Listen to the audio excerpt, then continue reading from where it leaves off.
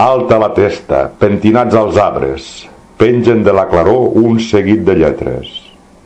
El pes corba llur foc a punt de lluita, fulguren els fanals del mot o barca que arriba noblement d'una gran aigua, mentre la lluna roda al blanc dels llibres.